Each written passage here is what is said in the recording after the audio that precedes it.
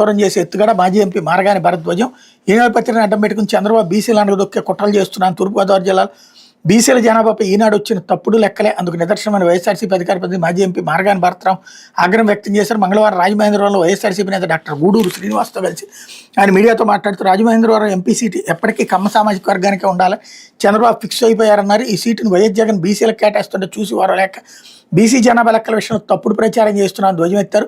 1994 నివేదిక ప్రకారమే తూర్పుగోదావరి జిల్లాలో బీసీల జనాభా 50% ఉంటే ఇప్పుడు 29% ఈనాడు రాయడం దారుణం అన్నారు.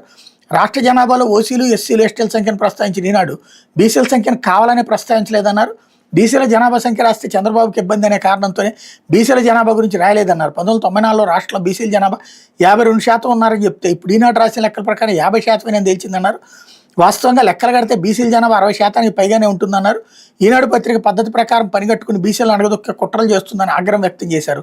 తూర్పుగోదావరి జిల్లాలో బీసీల జనాభా 29% రాశారని, లెక్కల ప్రకారం మొత్తం 22 లక్షల జనాభాలో ఓసీలు, ఎస్సీలు, ఎస్టీలు మినహా బీసీలు 50% తేలిందన్నారు. బీసీల సంఖ్య 50% ఉందని తెలిస్తే టీడీపీ కూడా ఈ సీటు బీసీలకు కేటాయించాల్సి వస్తుందని అక్కతోనే ఈనాడు తప్పుడు లెక్కలతో ప్రజలను తప్పుదో పట్టిస్తోందన్నారు అన్నట్టు వార్తని హైలైట్ చేశారు. కాపులపై దాడి